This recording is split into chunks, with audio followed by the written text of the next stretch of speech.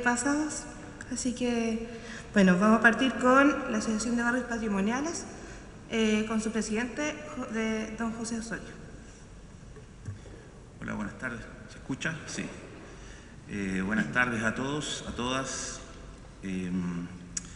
Vamos a tratar de compartir y colaborar, digamos, con esta discusión. Nos parece muy importante lo que se está realizando. Agradecemos a ANATRAP por esta invitación que se hace a las distintas comunidades. Y en ese plano, en nuestro caso, quisiéramos dar cuenta, digamos, de un proceso a propósito de esta modificación a la Ley de Monumentos Nacionales. Durante los últimos 10 años, que es la vida que tiene nuestra asociación, se han ido generando una serie de cambios en nuestra sociedad. No es lo mismo hablar de patrimonio hace 10 años atrás que hoy día. De hecho, este mismo seminario de alguna forma grafica esa profundidad y esa participación que se ha ido generando. Lo que ha ido generando a su vez un cambio cultural importante en nuestro país, y es cosa de ver algunos datos concretos, digamos. O sea, hoy día tenemos la comuna de Santiago, que es su territorio como comuna, que son cerca de 2.100 hectáreas, más de la mitad de la comuna está patrimonializada a través de declaratorias de zona típica. Barrio Yungay, Las Tarrias, París-Londres, Barrio Matasur, etcétera. Y eso habla de un cambio en nuestras organizaciones, en nuestra forma de enfrentar el desafío por las decisiones que se toman en los distintos territorios y que se grafican en este ejemplo. Lo mismo ha ocurrido a propósito del Día del Patrimonio. Si vemos los últimos 10 años, el año 2009 se hicieron 109 actividades, este año se realizaron 1.900 actividades para el Día del Patrimonio, lo que algo nos está diciendo. Y en la práctica ese algo que se nos está diciendo nuestra propia sociedad, nuestras propias organizaciones, nuestra diversidad de actores en este ámbito, tiene que ver con que se ha ido profundizando y generando, digamos, mayor conciencia y una mirada integral del concepto de patrimonio.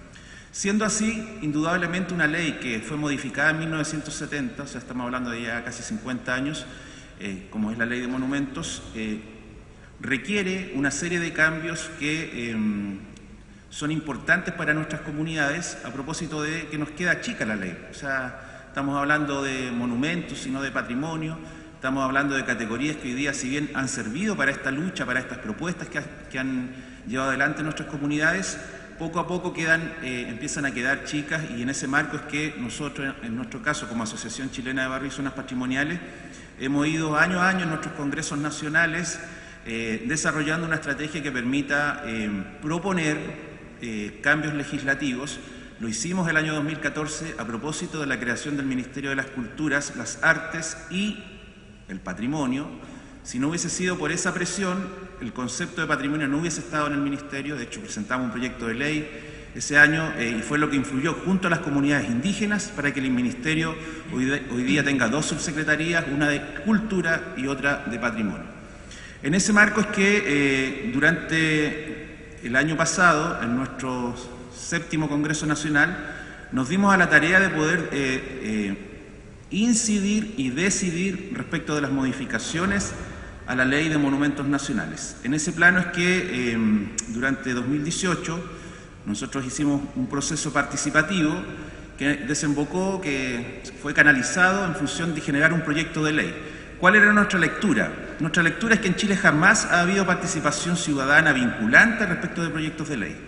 Entonces no íbamos a esperar ni a depender del proyecto de ley que acaba de presentar el gobierno el 17 de junio, sino que nosotros nos autoconvocamos a un proceso constituyente para elaborar con nuestra propia gente, nuestras organizaciones, un proyecto de ley distinto al del gobierno.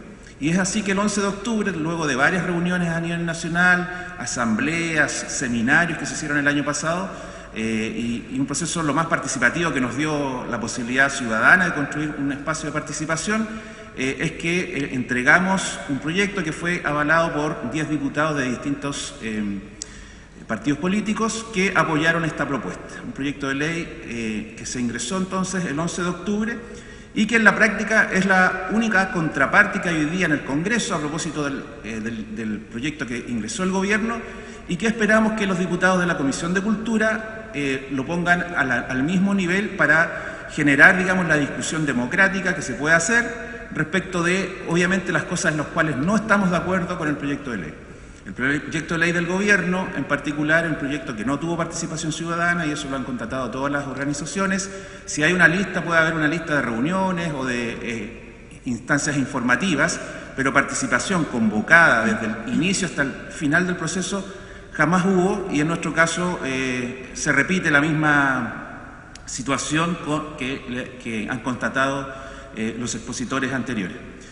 ¿Cuál es la importancia de esto desde nuestro punto de vista? Es que en este caso, en nuestro caso, con la capacidad que tuvimos el año pasado a propósito del 7º Congreso, que fue en Antofagasta, logramos desarrollar una propuesta que va en la línea de poder ampliar, obviamente, el concepto de patrimonio y tocar básicamente 6 o 7 aspectos, que es lo que toca el proyecto y que hoy día obviamente entra en contradicción a propósito de la propuesta del gobierno en varios de estos puntos. Primero, una idea de fundamentación de este proyecto de ley que hicimos nosotros, en la cual obviamente aparece o se constata todos estos cambios culturales que ha tenido el país, y en particular de la definición y los acuerdos que hay a nivel nacional e internacional respecto del tema patrimonial, y eso luego tiene una bajada en función de las categorías de protección, que para nosotros obviamente creemos que algunas hay que actualizarlas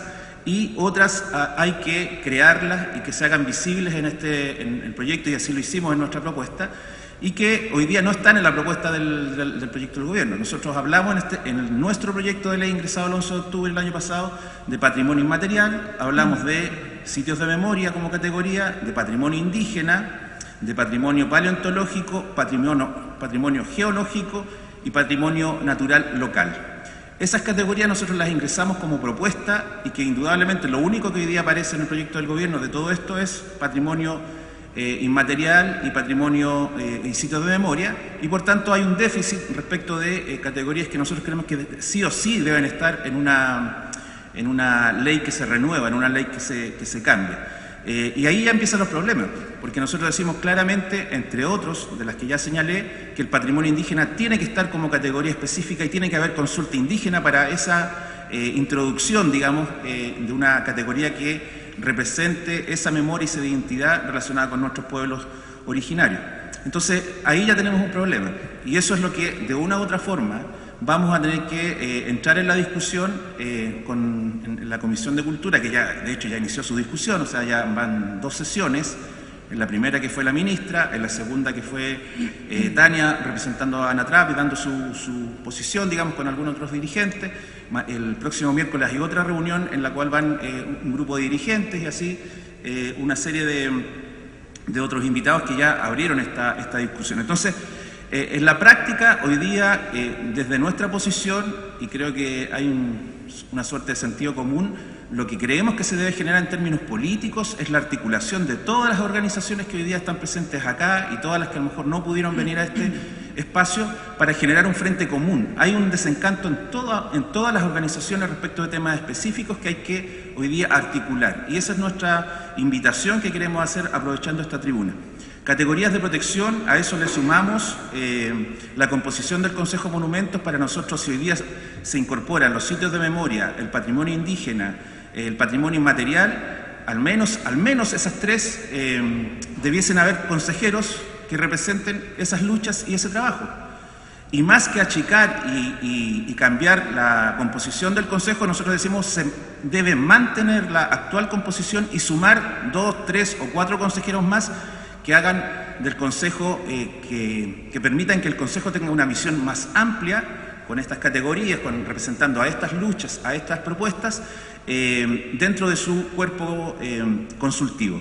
Por tanto, obviamente no estamos de acuerdo con la propuesta que se hace hoy día, digamos, de reducir. Nosotros tenemos un caso particular, las asociaciones de barrios a nivel nacional, a propósito de la ley para crear el ministerio, logramos que se ingresara un consejero representante de nuestras agrupaciones, que lo tenemos que elegir democráticamente, como ha sido nuestra propuesta, y no con terna.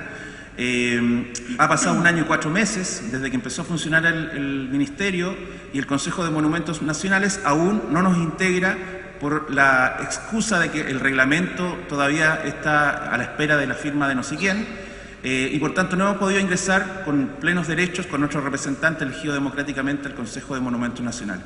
Y con eso nos vamos a la crítica indudable que hay respecto de cómo se eligen a los consejeros de la sociedad civil, la idea de la terna para nosotros es absolutamente inviable. O sea, eso es en definitiva control político por sobre las organizaciones de los gobiernos de turno. Por tanto, no estamos de acuerdo con esa forma en que se deben elegir los consejeros de la propuesta que hace el gobierno. Y respecto de la descentralización, indudablemente, ¿quién no va a estar de acuerdo que el Consejo y su área técnica, en el Consejo de Monumentos, ¿quién no va a estar de acuerdo de que haya regionalización, descentralización? Estamos todos de acuerdo, el tema es cómo se hace esa descentralización. Y lo mismo, tenemos ahí un serio déficit a propósito de la composición de los consejos regionales, de la forma en cómo van a ser elegidos y en definitiva del control político que va a haber de los gobiernos de turno de estas instancias.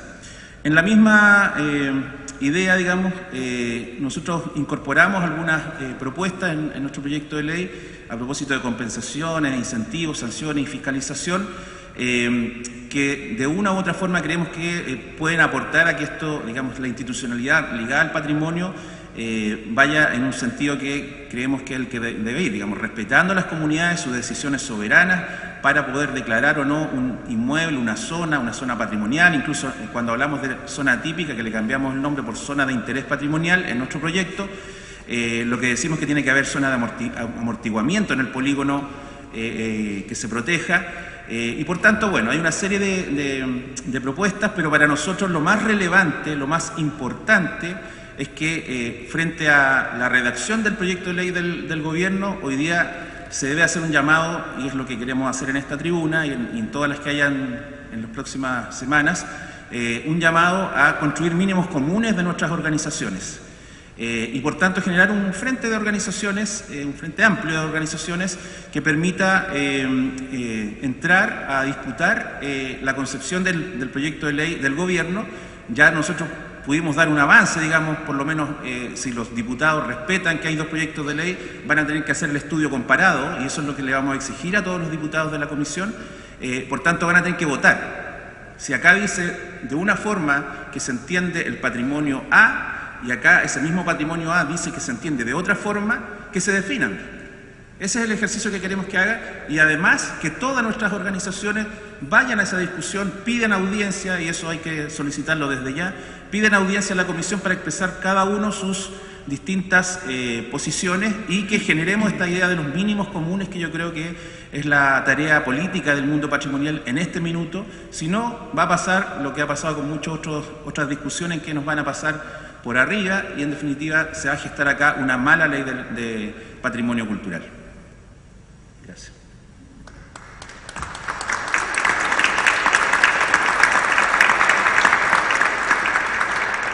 Muchas gracias, José. Ahora vamos a escuchar a la Mesa Ciudadana por el Patrimonio Tomé, donde Carolina Lara es su representante.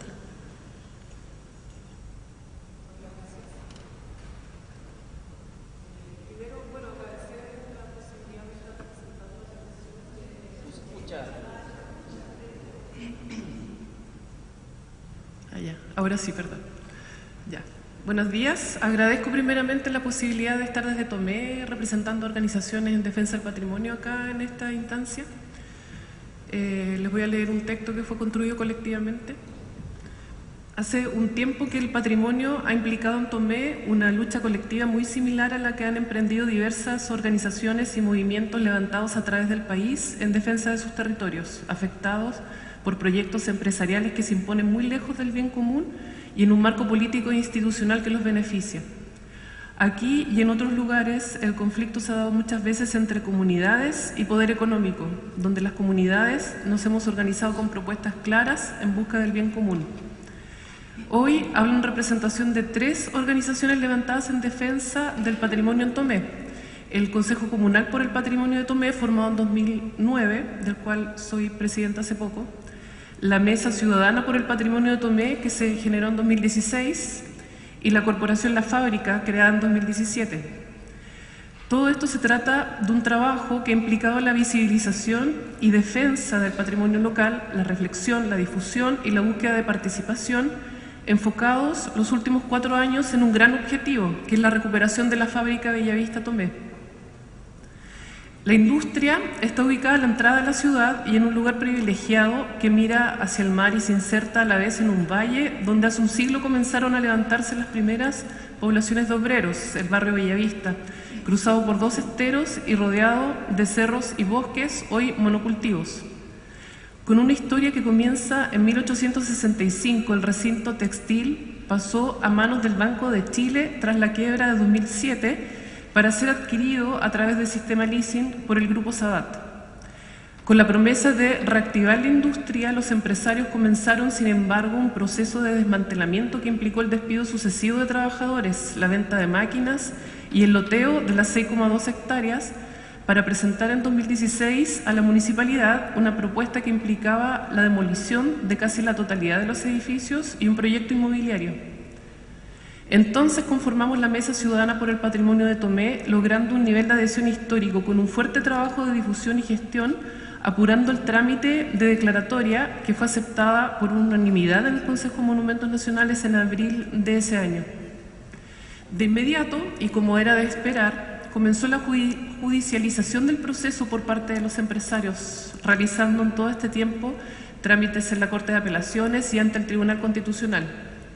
En esta última instancia fueron 2 las oportunidades en que intentaron que artículos de la Ley 17.288 fueran declarados inconstitucionales, identificando en ellos conflictos de interés respecto a los fines comerciales que tenían para el inmueble y que implicaban su demolición casi total, frente a los intereses de la comunidad que vela por su preservación. Ambas veces la decisión del Tribunal Constitucional fue favorable para la comunidad tomecina y el país. La última respuesta de este máximo tribunal fue dada hace un mes, dejando el camino allanado para la posible compra de la fábrica por parte del Estado, tras un año en que ésta fuera propuesta oficialmente por Sabat, y dejándonos abierto el camino también para trabajar con más firmeza en nuestra propia propuesta, un plan de gestión mixto y participativo que permita dar un futuro al recinto en función del valor patrimonial, de las necesidades de la zona y de un desarrollo sostenible. Sabemos que el marco legal institucional del patrimonio en Chile, encarnado en la Ley 17.288 y en la labor del Consejo de Monumentos Nacionales, está desfasado respecto a lo que hoy entendemos por patrimonio en su estrecha relación con las comunidades y sus territorios, con las dinámicas sociales. La fábrica, de hecho, sería un monumento, una obra que se hereda, un pasado que conservar, un fetiche. Sin embargo, hemos aprendido a entender el recinto desde su valor histórico y cultural, proyectándolo también desde su valor social y de uso, si bien relacionado a lo textil, más exactamente a la generación de trabajo, a la posibilidad tanto de inversión económica como de construcción social. El valor patrimonial radica en lo que ha significado históricamente la fábrica: desarrollo y bienestar para la ciudad, identidad y construcción de comunidad. En todo este tiempo, los procesos en defensa y recuperación de la fábrica han sido muy lentos, dificultosos, desde el enfrentamiento tácito o incluso directo con quienes están a cargo de la fábrica, o ha implicado también la relación conflictiva con el municipio, cuando debiéramos marchar juntos por un mismo objetivo, e incluso con el Consejo de Monumentos Nacionales, que difícilmente responde a nuestros requerimientos. Todo esto tal vez no hubiera ocurrido así bajo el marco de otra institucionalidad y legislación. Aplaudimos, por lo tanto, el nuevo marco legal que recién se discute, sus intenciones de actualización, las nuevas definiciones, la cierta sintonía que intenta respecto a cómo se ha dado la defensa del patrimonio desde las comunidades, las intenciones de democratización y descentralización. Creemos y fundamental la formulación de un reglamento de la ley, si no sería ley muerta. Y coincidiendo con la opinión de muchos sectores implicados, creemos en que muchos de estos temas se quedan justamente en ellos, en buenas intenciones. La génesis de la nueva ley ya ha sido equivocada, dando la espalda a la experiencia vivida por todas aquellas organizaciones que han emprendido la lucha en defensa de sus patrimonios a través del país. Ha habido una falta de participación vinculante desde diversos sectores regionales en su formulación, labor que solo ha emprendido de algún modo la Asociación de Barrios y Zonas Patrimoniales, como nos contó recién José Osorio, pudiendo ahora recién a través de este seminario dar una mirada de alguna manera más pública sobre lo que creemos que la nueva ley debiera contener. Y esta génesis equivocada claramente trae carencias desde la garantía de lo que nos parece esencial para un marco legal que ampare lo que justamente está detrás del patrimonio hoy en día, la participación ciudadana en un contexto neoliberal. Se trata de un marco legal que justamente no asume con eficacia lo que nos parece clave en diversos conflictos patrimoniales, que es la tensión entre los sueños y proyectos de las comunidades desde la preservación del patrimonio cuando es propiedad privada. La ley de fondo no toca a los privados. ¿Cuántos de los patrimonios que hoy están en el inventario del Consejo de Monumentos Nacionales están en manos de privados? Hay claramente en esta omisión una decisión política. Está de base la falta de representatividad de la sociedad civil en los nuevos organismos nacionales y regionales, solo garantizándose la cuestionable potestad del presidente de la República para la designación de varios de los cargos, tanto en el Consejo Nacional como en los consejos regionales. Queda la duda, además, sobre la selección o designación de las secretarías técnicas cuando se trata de instancias que velan por la vigilancia de los patrimonios. Es importante también su independencia. La consagración de un patrimonio de carácter nacional requiere de la debida atención del Estado. Creemos fundamental en que éste debe asumir un rol activo o facilitador en la vigilancia, preservación, investigación, difusión y adquisición de los inmuebles de interés cultural cuando ya han sido declarados, asegurando en especial la mantención, como es debida de ese bien, vía apoyos y, si no, efectuar su compra o dar las garantías para que como comunidades implicadas podamos asumirlo, garantizándose en general un mayor rol de las comunidades en todos estos procesos, o que incluso que privados asuman un rol activo, responsable, cuando el inmueble es de un privado, por ejemplo, no hay obligación de un plan de gestión, o que bien sea este trabajo en coordinación con comunidades. Desde el punto de vista territorial, no se formula la posibilidad de resolver estos procesos desde dinámicas locales o regionales, de fortalecerlas, como clamaba el último Congreso Nacional de las Comunidades del Patrimonio realizado este año en Chonchi: sin territorio no hay patrimonio. Podría existir, por ejemplo, el concepto de patrimonio regional. Por otro lado, la ley apunta a la responsabilidad casi total de la institucionalidad central vía la burocracia de los consejos regionales, sin garantía a que las municipalidades, gobiernos regionales u otras instancias locales se hagan cargo de las distintas implicancias del proceso patrimonial, incluida la compra del inmueble, pudiendo ser el Estado un facilitador de ello. Aunque hay un tema clave aquí que no compete a la ley tal vez, y que es la falta de competencia y políticas afines desde los gobiernos locales, municipalidades especialmente. Es decir, está la necesidad de fortalecer los instrumentos de planificación y ordenanzas locales para la protección del patrimonio, que si bien son responsables los gobiernos locales, el Estado debiera proveer las herramientas necesarias. ¿Qué hubiera pasado si la fábrica de Bellavista fuera estatal? Tal vez ya tendríamos ocupado con nuestros sueños sus espacios, pero como es de un privado, con otros intereses y sin posibilidad de diálogo, solo vemos que poco a poco se deteriora. A la entrada de una ciudad que se autodenomina capital turística de la región del Biobío, el recinto luce en abandono. Sabat sigue siendo uno de los dueños ahora a través del Grupo Madero, pese a que la fábrica es en definitiva propiedad de uno de los grandes poderes económicos del país. Su gerente de operaciones, Luis Bartoli, no ha señalado más servicios que de maestranza, estacionamientos, arriendo y bodegaje. No se visualiza ningún proyecto sostenible y luego de los últimos despidos en agosto del 2018 no quedaría más de 10 personas trabajando. Se trata de una administración que además no permite el acceso de la ciudadanía para el Día del Patrimonio, lo que representa un problema más respecto a que no se regule la propiedad de interés cultural cuando el dueño es un privado. Como organizaciones en defensa del patrimonio de Tomé, tenemos el convencimiento de que urge una mayor acción y participación de las comunidades en el cuidado y futuro de los propios territorios y en la construcción de nuevos modelos económicos, sociales, políticos, que no impliquen necesariamente la devastación para el provecho de unos pocos. La lucha de Tomé ha sido emblemática en este sentido, solicitando desde esta coyuntura un nuevo marco legal que se atreva a apostar por nuevas relaciones y alternativas en este contexto de crisis del sistema neoliberal, donde, insistimos, es clave la participación ciudadana porque, como hemos comprendido también en estos procesos de lucha, sin comunidades no hay patrimonio. Muchas gracias.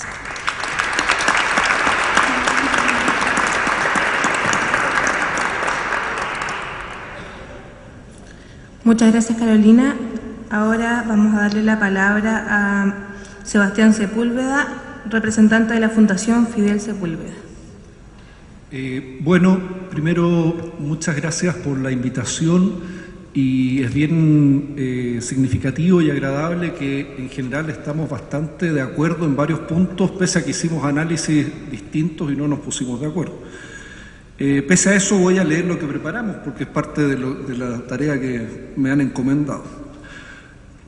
Antes que todo, en nombre de la Corporación Cultural Fidel Sepúlveda y en el mío propio, agradezco profundamente esta invitación a dialogar, analizar y compartir sobre un ámbito tan esencialmente participativo como es la cultura y el patrimonio cultural.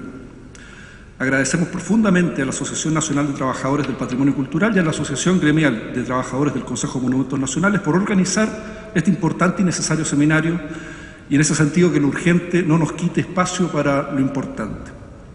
La Corporación Cultural Fidel Sepúlveda Llanos, que acá represento, obtuvo su personalidad jurídica el año 2012 y reúne a más de 50 creadores, escultores, profesores, investigadores y gestores culturales en los más diversos ámbitos de la cultura nacional, que están inspirados en la vida y obra de Fidel Sepúlveda y en el patrimonio cultural, especialmente el patrimonio cultural inmaterial. Una de nuestras convicciones como corporación es la profunda interconexión entre cultura y participación. Como decía Fidel Sepúlveda, la cultura es un bien común, es un conjunto de valores, acciones, creaciones por las cuales el hombre crece en humanidad, en diálogo creador con el entorno, asumiendo su sentido trascendente de sujeto de la historia en relación con él mismo, con los otros hombres, con el mundo, con Dios o la trascendencia.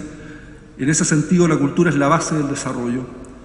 Parte esencial de la cultura es la identidad, recreada día a día por la participación que revela el potencial de un pueblo de la mano de la creatividad y de la pertenencia. La participación es clave para alcanzar un desarrollo integral que contempla un crecimiento equitativo de la comunidad familiar, local, regional y nacional. Cierro comillas.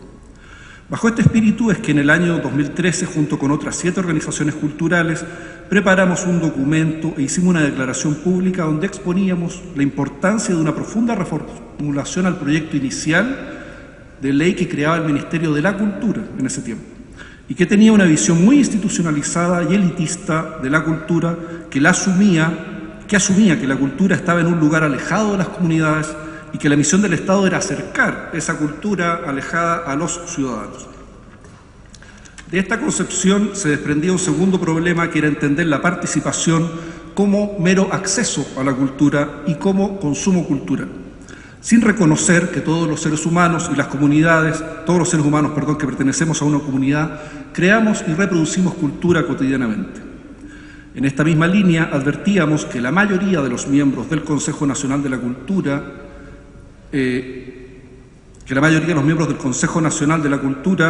eran designados por el presidente de la República en ese anterior proyecto. Por lo tanto, en esa confirmación se dejaba fuera la participación efectiva de la ciudadanía, lo que se constata más aún en las regiones y en lo que se asuma a la ausencia total de representación.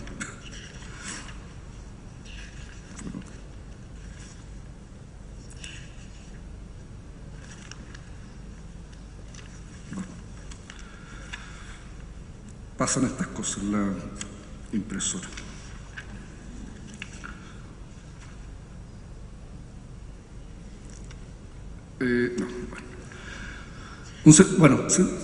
En esta misma línea advertíamos que la mayoría de los miembros del Consejo Nacional de la Cultura eran designados por el presidente de la República. Por lo tanto, en esa conformación se dejaba fuera la participación efectiva de la ciudadanía, lo que se constataba más aún en las regiones, a las que se sumaba la ausencia total de representantes de las etnias originales. Afortunadamente, las autoridades y parlamentarios de esa época tuvieron una excelente recepción a estos planteamientos y se inició un fructífero proceso de trabajo conjunto con los funcionarios del Consejo de la Cultura y las Artes, del primer gobierno del presidente Piñera y del segundo gobierno de la presidenta Bachelet, y de parlamentarios de izquierda y derecha convocados por el bien mayor, que era precisamente elaborar una institucionalidad cultural robusta, participativa y democrática en conjunto con organizaciones de la sociedad civil, expertos y trabajadores de la cultura, de tal manera de dar una respuesta satisfactoria a los nuevos desafíos que presentaba y presenta la sociedad chilena. Vamos ahora a lo que nos convoca. Precisamente lo que vemos ahora es que no es muy distinto de lo que pasó en ese momento, y por algo también estamos reunidos acá. Vamos ahora a lo que ahora nos convoca. Es altamente valorable la intención de hacer una ampliación del limitado y obsoleto concepto de patrimonio cultural contenido en la antigua Ley de Monumentos Nacionales del año 1970 y su visión monumental, eurocéntrica y material del patrimonio cultural. La noción de bienes culturales, de bienes de interés cultural, comprendidos en las categorías de mueble, inmueble, zona y paisaje, apunta en esa dirección. La inclusión del patrimonio cultural inmaterial es altamente destacable también. Asimismo, la preferencia por ejemplo, de compra de los inmuebles por parte del Estado es un avance en el ámbito del patrimonio material. A modo de síntesis, eso sí, nos preocupan 5 puntos del proyecto y algunas omisiones relevantes. Primero, como algo se ha dicho acá, la alta politización, discrecionalidad y dependencia presidencial del Consejo Nacional del Patrimonio Cultural, donde 10 de 17 consejeros son representantes de ministerios o directamente del presidente. Los 7 restantes también son elegidos por el presidente de ternas propuestas por instituciones. 4 de parte de colegios profesionales, 1 de la sociedad civil, un representante del patrimonio cultural inmaterial y un académico. En consejos regionales del patrimonio cultural, 8 de 12 consejeros son funcionarios del gobierno de turno y 4 representantes son de colegios profesionales elegidos también por el gobierno de una terna. No hay ningún representante de la sociedad civil. Es decir, los consejos nacionales y regionales de patrimonio cultural propuestos tienen una altísima dependencia directa del presidente de la República y del gobierno de turno, y poca de instituciones más técnicas, independientes y o ciudadanas.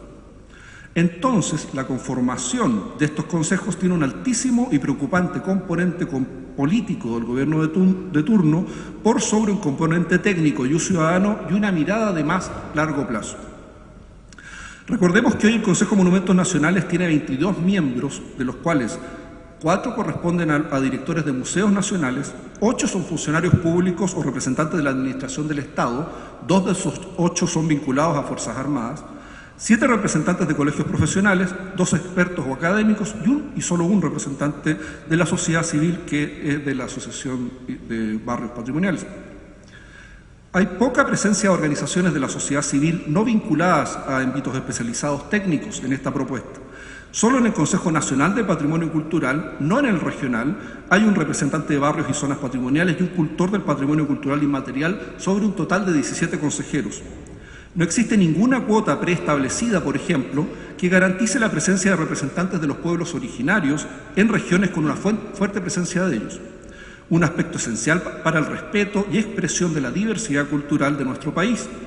Esta omisión del carácter pluriétnico y pluricultural de Chile contraviene tratados y declaraciones internacionales que reconocen el derecho a la preservación de la identidad cultural de los grupos minoritarios y pueblos indígenas. Un tercer punto es que otorga la posibilidad de revocar las declaratorias de bienes patrimoniales tangibles e intangibles. Más complicado aún cuando gran parte de los integrantes del Consejo Nacional y de los regionales del patrimonio cultural dependen directamente del presidente y del gobierno de turno, que tiene una lógica de solo 4 años. Es decir, en un extremo muy grave, como ya lo comentó otra presentadora, el gobierno de turno podría eliminar las declaratorias de determinados bienes patrimoniales que fueran inconvenientes a sus fines políticos, económicos, sociales, culturales, poniéndolos en severo riesgo. Las medidas de apoyo, exenciones tributarias y subsidios a poseedores de bienes patrimoniales, detalladas largamente en el artículo 63, que no lo voy a leer, pero lo pueden ver ustedes, entre otros, están bien encaminadas, pero parecen pensadas para grandes propietarios o grupos económicos y no para poseedores de bienes patrimoniales populares, modestos y o colectivos. Tampoco de cultores del patrimonio cultural inmaterial, a quienes muchas veces se les ponen más bien dificultades tributarias, les exigen boletas, permisos, etc., y tienen dificultades incluso para acceder a vender sus productos, como ocurre, como lo hemos visto, por ejemplo, con los vendedores de cochayuyo en Temuco en la vía pública. No parecen tampoco, un quinto punto, muy claras la prioridad y relevancia cuando se enfrentan conflictos de interés entre la propiedad privada y el carácter público del patrimonio cultural. La Ley de Monumentos Nacionales era tajante en destacar la primacía del interés público de los monumentos nacionales, aunque fueran de propiedad privada. En este caso, esa distinción es más ambigua. Cuando el texto presentado dice la Ley número 17.288 carece de regulación de procedimientos administrativos adecuados y solo se refiere a las categorías protegidas sin consideración del principio de certeza jurídica, o cuando dice, para ello se requiere una regulación específica con miras a lograr un sistema que equilibre derechos, garantice la bilateralidad, la transparencia y la seguridad jurídica, entendemos que puede haber un eufemismo al decir certeza jurídica que en realidad se refiere a la protección de la propiedad privada por sobre el bien común. Es más preocupante en tanto el texto plantea la posibilidad de revocación, oposición e impugnaciones a las declaraciones patrimoniales, y cuando el alto componente de designación política y no técnica o ciudadana de los consejos regionales hace más vulnerable la protección patrimonial a escala local. Por último, algunas omisiones a observar con mayor detalle. Prácticamente no hay mención a los sitios del patrimonio mundial, ni en términos de los recursos garantizados, ni de institucionalidad, ni de apoyo técnico. En Valparaíso tenemos gravísimos problemas sobre esta materia, con un barrio puerto, epicentro del sitio del patrimonio mundial, que hoy tiene solo 177 habitantes, 10 veces menos de los que tuvo en los años 40. Con un profundo deterioro y sin un mínimo plan director de gestión patrimonial o plan maestro desde hace 16 años, hace 16 años que fue inscrito en la lista del Patrimonio Mundial de la UNESCO. Algo similar ocurre con las iglesias de Chiloé. Las salitreras en el norte acaban de salir de la lista del patrimonio cultural en peligro. En fin, ¿qué sacamos con que el Estado de Chile asuma compromisos con la comunidad internacional si no es capaz de hacerse cargo de la mínima gestión y mantención de los sitios y lugares de manera responsable? Algunos de los principales problemas que presentan los artesanos y otros cultores del patrimonio cultural inmaterial dicen relación con el medio ambiente y el acceso a las materias primas que son esenciales para ejercer su actividad. Por ejemplo, la greda en Quinchamalí. Sea por destrucción ecológica, sea por propiedad privada, la ley debería incluir el patrimonio natural al que el patrimonio cultural está intrínsecamente vinculado. Sin patrimonio natural, muchas expresiones del patrimonio cultural están destinadas a desaparecer. Lo mismo ocurre con el patrimonio genético, constituido por especies endémicas de Chile y por tanto únicas en el planeta, ahora vulnerables a su privatización, expropiación y a ser patentadas por parte de corporaciones privadas con fines de lucro. Esto es particularmente sensible en relación con el patrimonio cultural y con el conocimiento ancestral de los pueblos originarios. Lo mismo ocurre respecto a los derechos de propiedad colectiva, como bien lo ha demostrado y están defendiendo los pueblos originarios en México, frente al plagio descarado de sus creaciones comunitarias por parte de renombrados diseñadores y artistas internacionales. Para finalizar, sin ser experto, me queda una duda, y esto lo digo a modo personal, creo que algo se comentó. En la propuesta, los sitios de memoria solo pueden ser asociados a graves violaciones de derechos humanos en relación con la dictadura. No pueden ser lugares de memoria también de una tragedia que tuvo, no pueden ser lugares de memoria también una tragedia que tuvo importantes implicancias para una comunidad, como por ejemplo los conscriptos muertos en Antuco, o los muertos por el tsunami en Isla Rego en Constitución, o el lugar de batalla de Placilla, que resolvió el destino de la Guerra Civil de 1891. En otro ámbito, una nimita relevante, por ejemplo, como la de Romo Aldito, ¿no es también un sitio de memoria? Cierro con una frase de Fidel Sepúlveda: el patrimonio es un universo de bienes con un tipo de presencia que irradia una excepcional riqueza de ser. En este contexto, la presencia es la instalación de una realidad en la justa proporción de cercanía y distancia que posibilita la revelación del ser y de su identidad por una concurrencia múltiple de lo temporal, lo espacial, lo actancial, lo personal. La presencia en su mejor dimensión es patentización de la trascendencia del ser. El patrimonio se arma con realidades que han cobrado este modo de hacerse presente a la comunidad. Muchas gracias.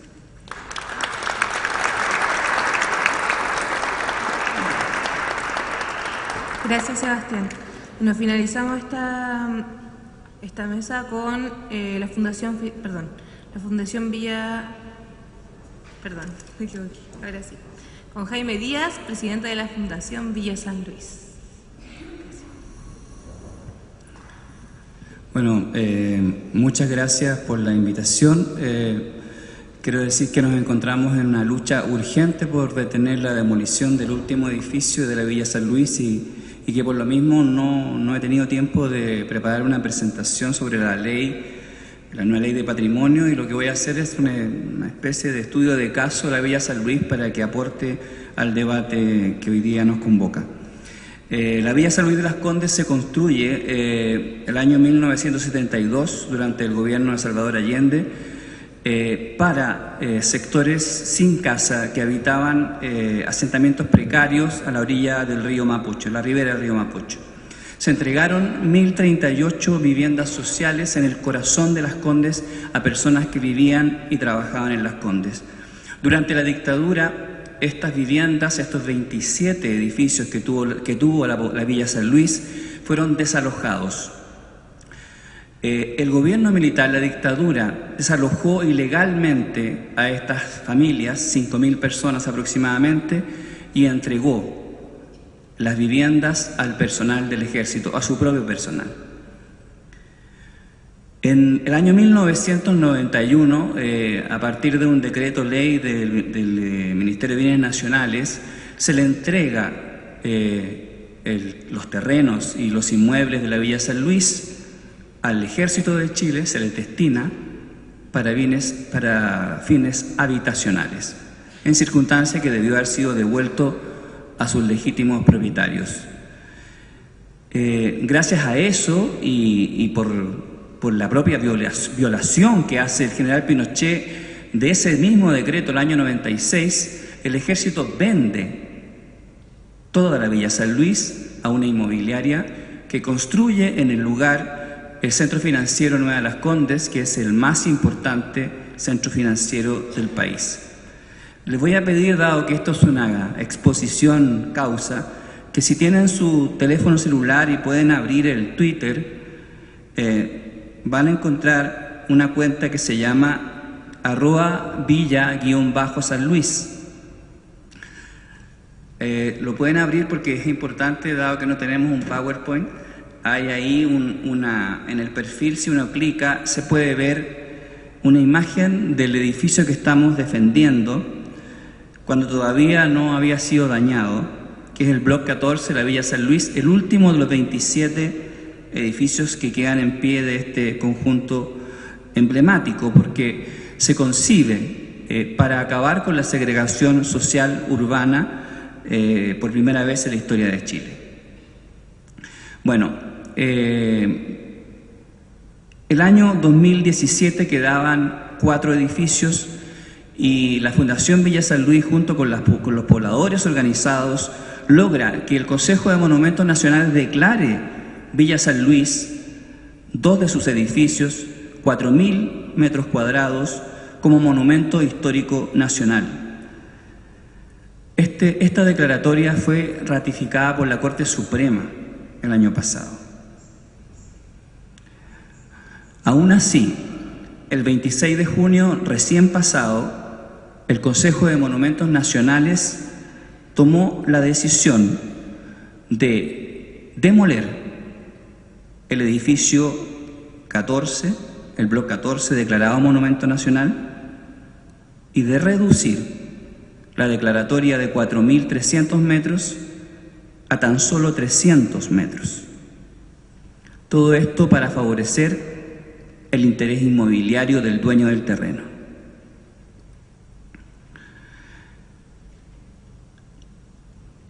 ¿Cómo se hace? ¿Cómo se llega a este punto?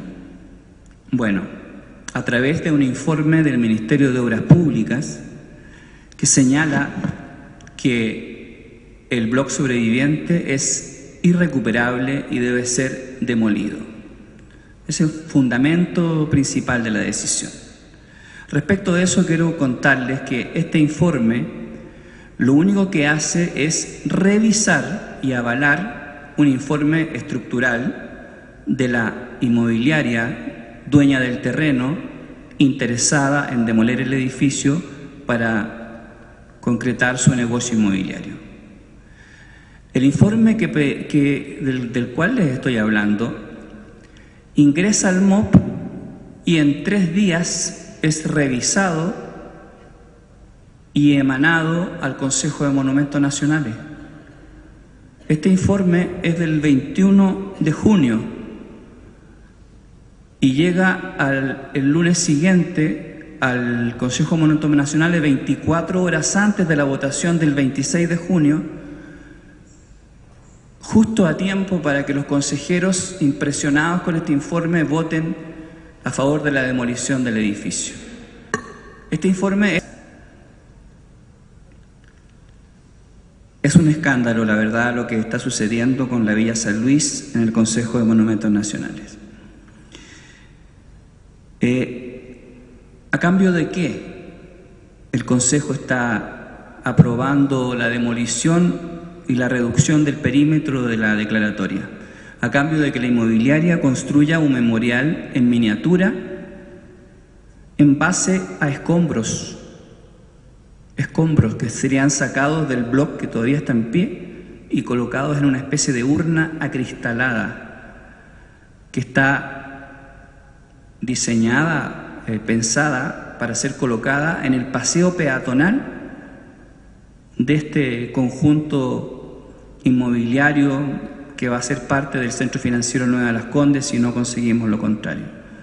Es decir, el proyecto que aprobó el Consejo de Monumentos Nacional el 26 de junio pasado es el proyecto de la inmobiliaria, el proyecto que siempre defendió la inmobiliaria. La inmobiliaria no está perdiendo absolutamente nada después de un proceso de negociación donde esta fundación y los pobladores que están aquí presentes estuvimos en una decena de reuniones.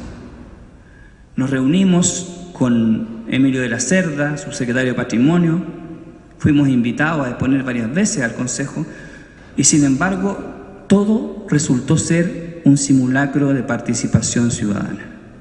Ninguna de nuestras apreciaciones fue considerada en el acuerdo final del Consejo de Monumentos Nacionales.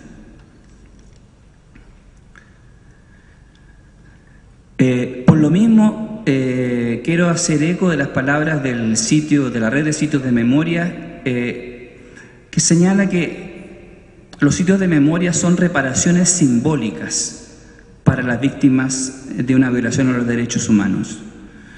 Para nosotros la declaratoria que hoy se está deshaciendo en este gobierno fue la única reparación simbólica y moral que han recibido los pobladores desalojados de la Villa San Luis en toda la historia.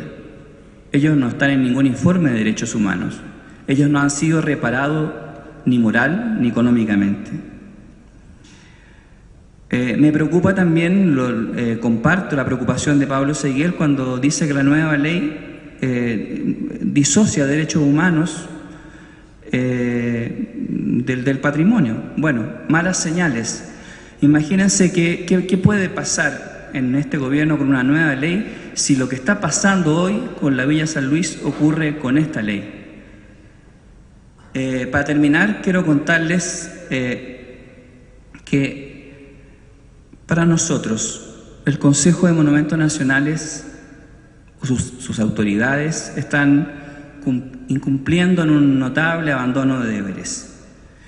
Fíjense que el bloque sobreviviente de la Villa San Luis intentó ser demolido ilegalmente por el propietario 2 días hábiles antes de que fuera declarado monumento nacional.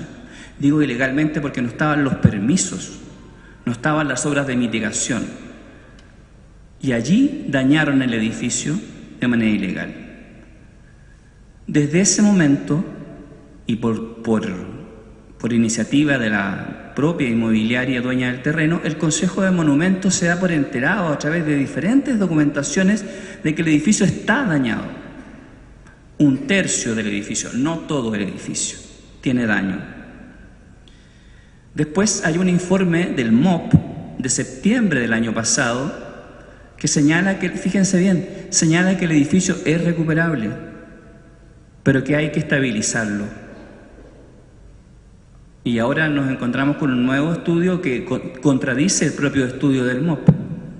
Pero lo importante, además de la contradicción, es que a pesar de que es evidente que el edificio debe ser estabilizado y que el Consejo de Monumentos Nacionales tiene el mandato de hacer cumplir la ley, en el sentido de que el propietario debe proteger el bien inmueble en este caso, no lo hace. El Consejo no cumple con estabilizar el edificio y proteger el edificio. Luego, en una instancia de evaluación de impacto ambiental en una obra vecina, El Consejo de Monumentos Nacionales indica al propietario que debe estabilizar el bloque sobreviviente en el mes de enero, y no se hace. Desde el 24 de junio del 2017, que es evidente que el edificio debe ser estabilizado, hasta el día de hoy, el Consejo de Monumentos Nacionales no ha hecho nada por evitar que este edificio se siga dañando. Por lo tanto, si hoy día nos dicen que el edificio tiene un daño mayor, pues que el gobierno se haga cargo y que invierta en la reparación de este edificio, porque es lo que corresponde. Yo les quiero pedir a todos ustedes que apoyen la causa, porque esta fundación no es una fundación de élite. Si bien don Miguel Launer, Premio Nacional de Arquitectura, es socio honorario de esta fundación está compuesta por los pobladores que están ahí presentes. Levanten la mano, por favor. Ellos son socios de nuestra fundación. Ellos son los desalojados en dictadura, ellos son los que nunca han sido reparados, y ellos, la persona que me está grabando ahí, vivió en el Bloc 14, que hoy día se quiere demoler de manera ilegal.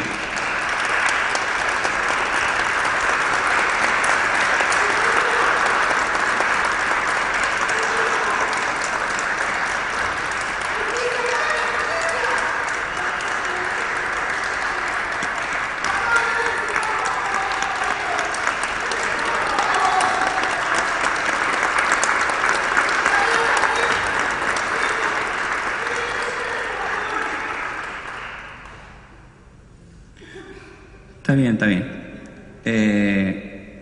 Pueden entender que estamos efectivamente muy golpeados, porque nunca nos esperamos tanta insensibilidad respecto a personas que se han quebrado delante de los consejeros relatando cómo han sufrido una humillación tremenda durante años, como nunca han sido reconocidos como víctimas de una violación de los derechos humanos, y cómo esta única reparación simbólica hoy día se les está arrebatando lo que es, fíjense, un nuevo desalojo. Un nuevo desalojo, porque simbólicamente habían vuelto a habitar ese lugar y hoy día se les está desalojando nuevamente. Basta ya de injusticias. En pie por la Villa San Luis, presente.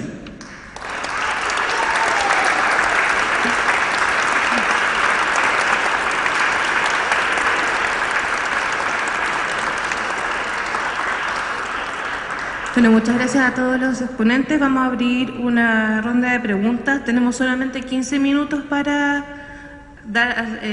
hacer las preguntas y dar las respuestas, así que vamos a ver si alcanzamos a hacer las 3 que correspondan.